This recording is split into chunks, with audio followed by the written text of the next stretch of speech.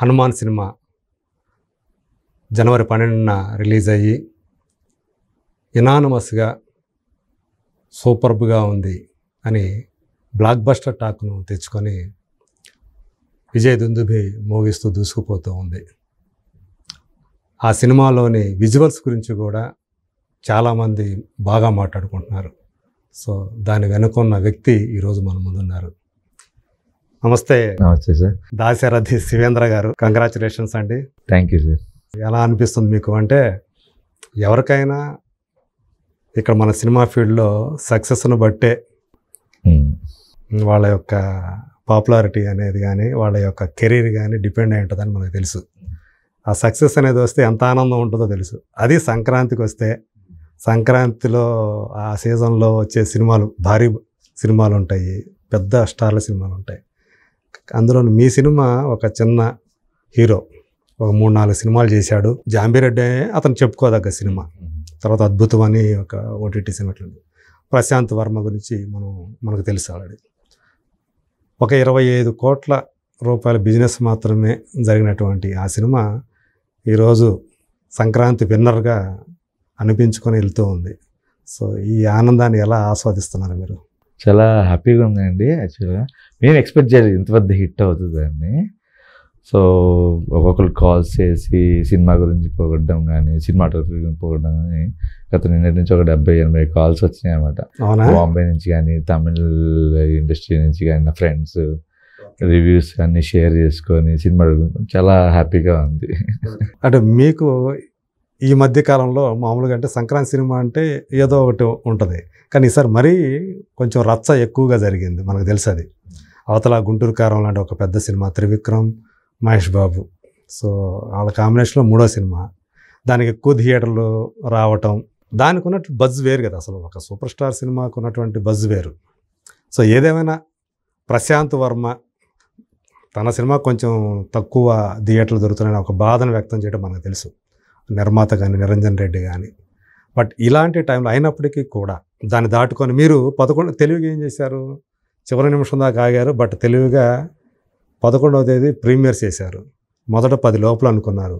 100 దాటిని, 200 దాటిని, 300 దాటిని, 400, almost 600 పైనే premieres పట్టడం.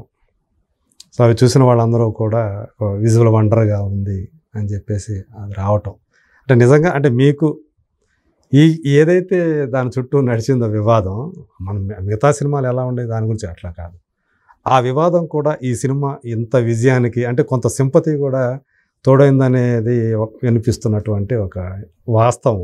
అది నిజంగా మీరు అనుకుంటున్నట్టు అది ఈ విజయంలో కీలక పాత్ర పోషించిందని అనుకోవచ్చు. అవన్నీ నాకు తెలియదండి, అవన్నీ పెద్దల విషయాలు. ఓకే. సో మా సినిమా గురించి ఒకటి మనం మాట్లాడగలను నేను.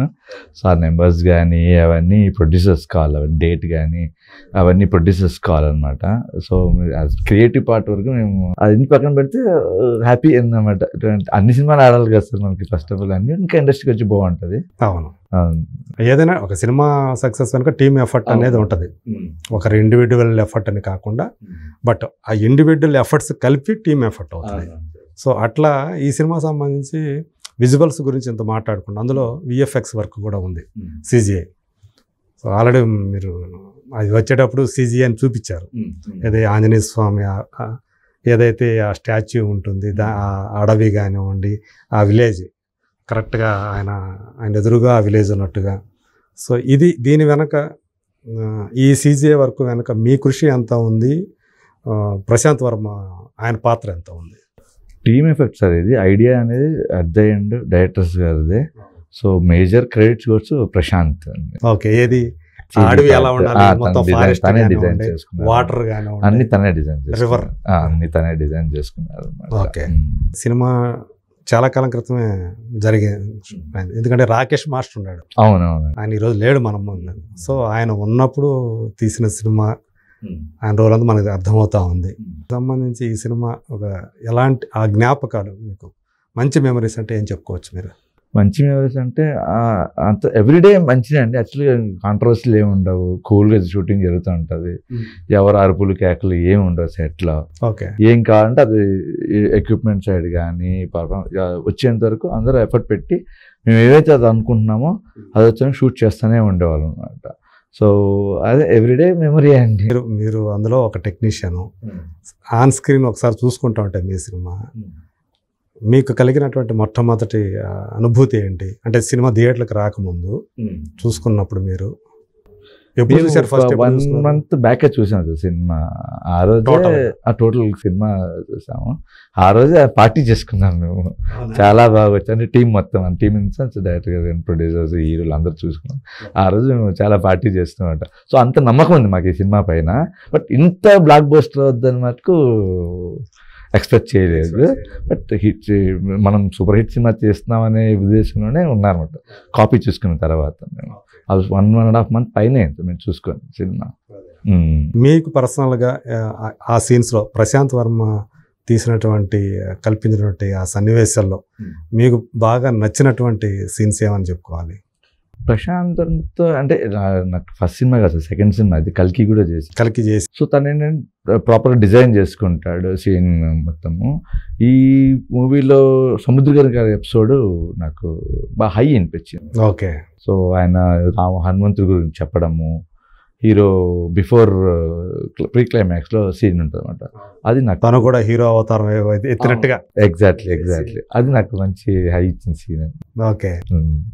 అంటే ఛాలెంజింగ్ అనేది ఎప్పుడైనా అనిపించిందా ఈ సీన్స్ని? అంటే నేను చూస్తే ఆ విజువల్స్ అన్నీ కూడా ఒక పెద్ద బడ్జెట్తో తీసిన సినిమాకి ఒక 100 కోట్ల బడ్జెట్ తీస్తే ఎలా ఉంటుంది ఆ రిచ్ లుక్, అలాంటి లుక్ కనిపించింది సినిమా అంతా కూడా. సో ఇది ఎలా సాధ్యమైంది? బడ్జెట్ అంటే ఆల్మోస్ట్ మాకు 55-60 crores అయింది సార్. అందరు 25 అంటున్నారు కానీ లేదు, వర్కింగ్ డేస్ అలాగే ఉన్నాయి. బడ్జెట్ కూడా అయ్యింది. 55 crores అయ్యిందండి. ఒక డేసే 135 days అంత షూట్ చేసాం మేము. ఓకే. బడ్జెట్ అందరూ 125 అంటున్నారు. అంటే అయిన బిజినెస్ అదే 27 కోట్లు బిజినెస్ అంటే అదే గ్రేట్ అండి. ఇప్పుడు ఏంటంటే ఇప్పుడు ప్రొడ్యూసర్స్ క్రెడిట్స్ అనమాట అవి. సో ఆ బడ్జెట్ కాకోకుండా ఆయన హీరో బడ్జెట్ సంబంధం లేకుండా పెట్టారు అనమాట. కంటెంట్ కేవలం కంటెంట్ నమ్ముకొని ఆయన నమ్మారు, వీళ్ళు నమ్మారు, ఆయన పేరుతో చేశారు అనమాట. అది అందులో సగం బడ్జెట్ థియేట్రికల్ ఐడియా లేదు సార్. నేను చెప్తాను, శాటిలైట్ ఉంటుంది, ఓటీటీ ఉంది, నేను ముందే అయిపోయి అసలు అనుకోలేదు సార్ ఇంత బిజినెస్ అవుతుంది అని, ఇంత మనం పెట్టాలని ఆ లాజిక్ అయితే చేయలేదు షూట్. సో బెస్ట్ ఇద్దాం అనే ఉద్దేశంతో షూట్ చేసుకుంటా వచ్చాను. అంటే ప్రశాంత్ వర్మ నమ్మేసి ఆయన పెట్టేసి. అంతే. ప్రశాంత్ వర్మతో వర్క్ ఎలా ఉంటుంది మీకు అసలు? అంటే కల్కి ఫస్ట్ టైం చేశారు. సో అతను ప్రశాంత్ కదా రెండో సినిమా, ఆ తర్వాత చేసిన సినిమా కదా. కొంచెం అంటే మనవాడు అంటే చూస్తానికి ఒక చిన్నవాడు లాగా ఉంటాడు చాలా. అంటే ఎంత క్లారిటీ ఉన్న డైరెక్టర్గా అట్లా అనిపించాడా? అంటే భవిష్యత్తులో అతని మీద మీకున్నటువంటి ఎక్స్పెక్టేషన్ ఏంటి? క్లారిటీ ఉంటారండి, చాలా క్లియర్గా ఉంటారు తనకి ఏం కావాలనేది. భవిష్యత్తులో అంటారా పెద్ద డైరెక్టర్ అంటారా, నో డౌట్ అందులో. ఓకే. సో కంఫర్ట్ కూడా అలాగే ఉంటుందండి. టీం అందరూ నా సైడ్ నుంచి కాదు, సినిమాటోగ్రఫర్, ఆర్ట్ డిపార్ట్మెంట్ కానీ ఆర్టిస్టులకు కానీ అందరినీ ఒక ఫ్రీగా కంఫర్ట్ జోన్లో ఉంచి తనకి ఏం కావాలో తీసుకుంటాం అన్నమాట. అంతేగాని సెట్లో హడావిడి ఏమి ఉండవు, అరుపులు ఉండవు. నాకు ప్రశాంత్ అక్కడే కదా, నేను అరవను, తను అరవడం అనమాట. మీరు తెలుసులే, మీరు అలాగా ఎవరికి ఎలాగా ఎవరిని ఐడియాస్ ఇచ్చినా తీసుకుంటాడు. నాకు అవసరం లేదనే ఉద్దేశం ఏమి ఉండదు అనమాట. మీరు ఇచ్చిన ఎవరిచ్చిన ఐడియాస్ అయితే షేర్ చేసుకుంటాం. కలెక్టివ్ డెసిషన్స్ అండి. ఒక షార్ట్ వచ్చినప్పుడు అందరి ఐడియాస్ ఉంటుంది. At the end captain of the ship కాబట్టి తన డెసిషన్ మేము అంగీకరిస్తాం. అంటే మీ ఇద్దరి వేవ్ లెంగ్త్ కలిసే అనుకోవచ్చు. బాగా కలిసినాయండి. ఓకే. మధ్యలో ఎందుకు జాంబీ వేరే ప్రాజెక్ట్లో ఎంగేజ్ అయి ఉన్నాను, సో దానికి కుదరలేదు అన్నమాట. ఓకే. సో మొత్తానికి ఒక మంచి హిట్తో పాటు మీ వర్క్కి సంబంధించి మంచి అప్లాజ్ కూడా సంపాదించారు.